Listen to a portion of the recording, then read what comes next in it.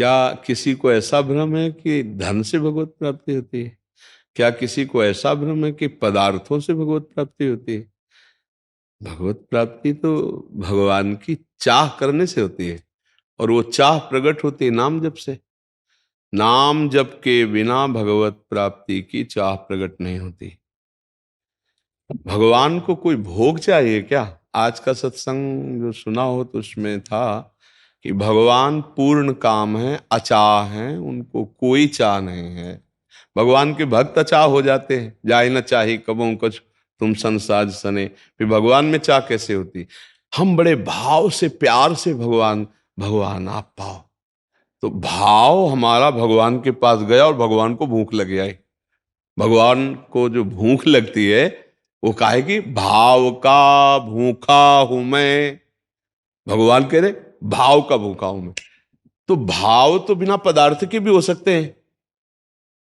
भाव में हम कढ़ी चावल फुल्का गुझिया जलेबी रसगुल्ला विविध प्रकार और भगवान को अर्पित करे, लग गया, उसे मानसिक सेवा कहते हैं। बिना पदार्थ के भगवान का भोग भाव पूर्वक लग सकता है, लेकिन पदार्थ है और भाव नहीं तो भोग नहीं लगेगा। अच्छा, धन से भगवान को कैसे प्राप्त किया जा सकता है? मुझे तो समझ में नहीं आया आज तक। क्योंकि सोने का एक पहाड़ है जिसमें 4 लाख योजन है। एक योजन का मतलब होता है 4 कोस। 4 लाख योजन का पहाड़ है एक सोने का। ऐसे भगवान को 10-20 किलो 100 किलो 500 किलो सोना दे दोगे तो भगवान मिल जाएंगे क्या? मेरी तो समझ में नहीं आता। हीरे जवाहरात यहाँ पृथ्वी में निकलते नहीं निकलते? कोयले की खानों में हीरा नहीं निकलते? बहुत सी ऐसी, जैसे पीली मिट्टी लाल मिट्टी, ऐसे अष्ट धातुएं पृथ्वी में दबी हुई। यार उनकी माया में इतनी सामग्री है, तो 100-200 किलो चांदी सोना देने से भगवान मिल जाए ऐसा तो नहीं। तो सब ये खरीद लेते, भगवान को नहीं खरीद लेते। भगवान इन्हीं के घर में बैठे रहते, बड़े बड़े लोगों के। गरीबों के आवाज तक कभी मिले तो मुझे लगता है गरीबों में कोई मिले।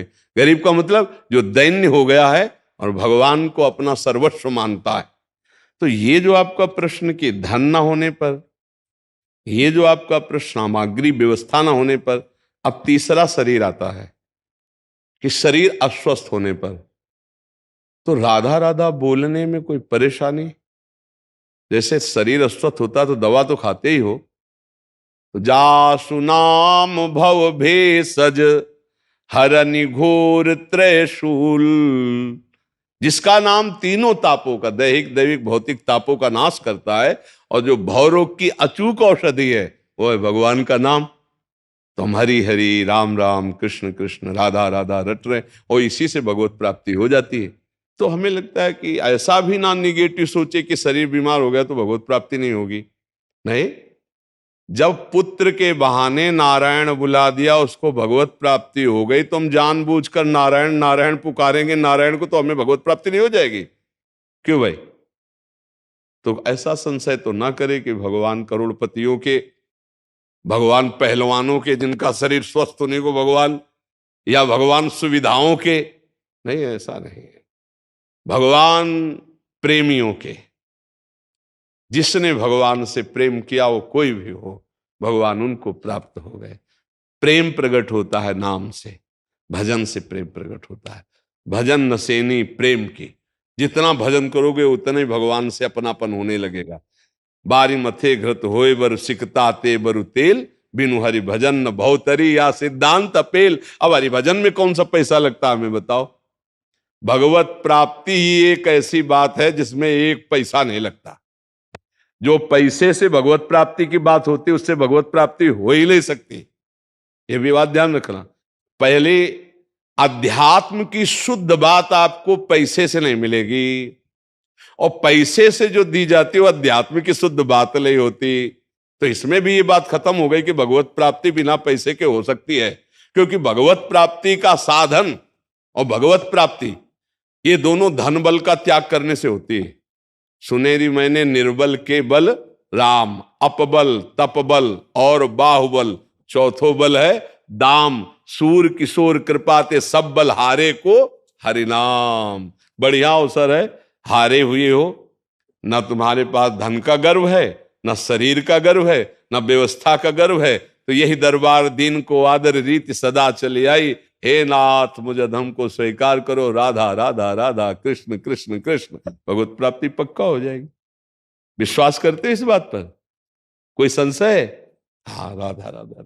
अंकुश जी, राधा वल्लभ श्री हरिवंश महाराज जी, आपके चरणों में कोटि कोटि प्रणाम। महाराज जी, मैं पिछले लगभग 1 साल से आपकी शिक्षाओं को सुन रहा हूँ और मैंने स्वयं में एक गहरा परिवर्तन अनुभव किया है। आपके शब्दों ने मुझे एक बेहतर इंसान बनने की दिशा में निर्देशित किया है और मुझे नियमित रूप से जप करने के लिए प्रेरित किया है। मेरे जीवन में ज्ञान और प्रेरणा का इतना अविश्वसनीय स्रोत होने के लिए धन्यवाद। मैंने आपके पिछले सत्संग में सुना था कि अगर हमने किसी का 1 रुपया भी देना है तो अगले जन्म लेना निश्चित है। इसी बीच मैंने उन सब लोगों को याद कर पैसा देना आरंभ कर दिया और दिया भी। अब मेरा प्रश्न है कि जिन लोगों को हमें याद ना हो उनसे पैसा किस तरह, मतलब कि किसी से लिया और हम भूल गए हों तो? उसकी पूर्णता श्री भगवान की शरणागति में हो जाती है। हमारे जितने ऋण हैं, मातृ ऋण, पितृ ऋण, देव ऋण, ऋषि ऋण, जितने ऋण हैं सब ऋणों की पूर्ति हो जाती है सर्वलोक महेश्वर भगवान के चरणों का आश्रय लेने से, उनकी शरणागति से। जो हम जान रहे हैं, जो हमारी याद में है, हमारे पास व्यवस्था है, हम उससे प्रयास कर लेते हैं, और जो नहीं है तो स्वाभाविक सब ऋणों से मुक्ति भगवान की प्राप्ति में हो जाती है। यदि हम निरंतर नाम जप करते हैं, अब सब में अपने प्रभु की भावना करते हैं। देखो बच्चा, ये ढांचा जरूर है, लेकिन ढांचों के अंदर वही परमात्मा बैठा हुआ है, बिजली वही है, पावर वही है। ये शरीर जो है ये पंचभूतों से रचित, लेकिन इनमें चैतन्य घन आत्म स्वरूप उसी के प्रकाश से प्रकाशित होकर बुद्धि, मन, चित्त, अहंकार, कर्मेंद्रियां, ज्ञानेंद्रियां, ये सब संचलित हो रहे हैं। वो अकर्ता, वो अकाल, वो अजन्मा शांत स्वरूप बैठा हुआ है। अब उसे निराकार मानो, साकार मानो, जो भाव से जो उपासना करते हैं, तो हम उसकी भावना करते हैं। सब में, सब ऋणों से मुक्त होने का सब कृपा है, सब में भगवत भावना करते हैं और धर्म पूर्वक मेहनत करके धन कमाते हैं। 4 पुरुषार्थ हैं, धर्म, अर्थ, काम, मोक्ष। निवृत्ति मार्ग अलग है, प्रवृत्ति मार्ग, चूंकि आप प्रवृत्ति मार्ग में, इसलिए ऐसा। धर्म पूर्वक अर्थ कमाते हैं, परिवार की उसी अर्थ से सेवा करते हैं, जो समाज की सेवा में सौभाग्य कभी मिले तो वो सेवा करते हैं। निरंतर नाम का स्मरण आपको स्वरूप बोध कराएगा। जैसे जैसे हृदय पवित्र होता जाएगा, तैसे तैसे ये स्थूल शरीर है ना, फिर सूक्ष्म शरीर है जो अंतःकरण ज्ञान इंद्रियों से, फिर कारण शरीर है जो स्वभाव है। इन तीनों शरीर से परे अपना स्वरूप है। उसका जहां बोध हुआ, फिर समस्त बंधनों से मुक्त हो जाता है जीव। या भगवत साक्षात्कार हुआ तो समस्त बंधनों से, बस हमारा संसार का चिंतन छूट जाए। कर्म सब जैसे कर रहे हैं वैसे ही होने, हमारा आंतरिक चिंतन केवल प्रभु से जुड़ जाए, स्वरूप परमात्मा स्वरूप से जुड़ जाए, सब काम बन जाए। आज हमारा चिंतन बिगड़ गया है, देह चिंतन, भोगों का चिंतन, संसार के संबंधियों का चिंतन, मान सम्मान का चिंतन, रुपया का चिंतन, ये सब गलत चिंतन होने लगा है। भगवान कहते मेरी प्राप्ति उसको सुलभ है जो मेरा अनन्य चिंतन करता है। अनन्य चेता सततम यो माम स्मृति नित्यशः तस्याहम सुलभा पार्थ नित्ययुक्तस्य योगिनः। जो मेरा अनन्य चिंतन करता है, हे पार्थ, मैं उसके लिए सुलभ हो जाता हूं, क्योंकि वो मेरे से युक्त हो जाता है। चिंतन जहां है, हमारी उपस्थिति वहीं मानी जाती है। देह में चिंतन, भोगों में चिंतन, जगत में चिंतन, तो यहां उपस्थिति, और क्रियाएं सब जगत की हो रही, और चिंतन भगवान का, तो स्थिति भगवान में मानी जाती है। नित्य युक्त से योगिना, समझ पा रहे हो? तो भगवान की आराधना मात्र से समस्त ऋणों से जीव मुक्त हो जाता है, फिर उसका आवागमन नहीं होता है। भक्ति ज्ञान अपने स्वरूप का बोध हो जाने पर, जैसे स्वप्न में हमने बहुत से कर्जे लिए थे, बहुत से दान दिए थे, बहुत से शुभ अशुभ कर्म बने थे, जगे तो सब झूठे थे ना, ऐसे ही विशुद्ध ज्ञान हो जाने पर ये फिर जो जागृत स्वप्न सुषुप्ति अवस्थाओं के द्वारा सब ये उससे परे हो जाता है, क्योंकि ये अवस्थाएं तीनों शरीरों की ही केवल है।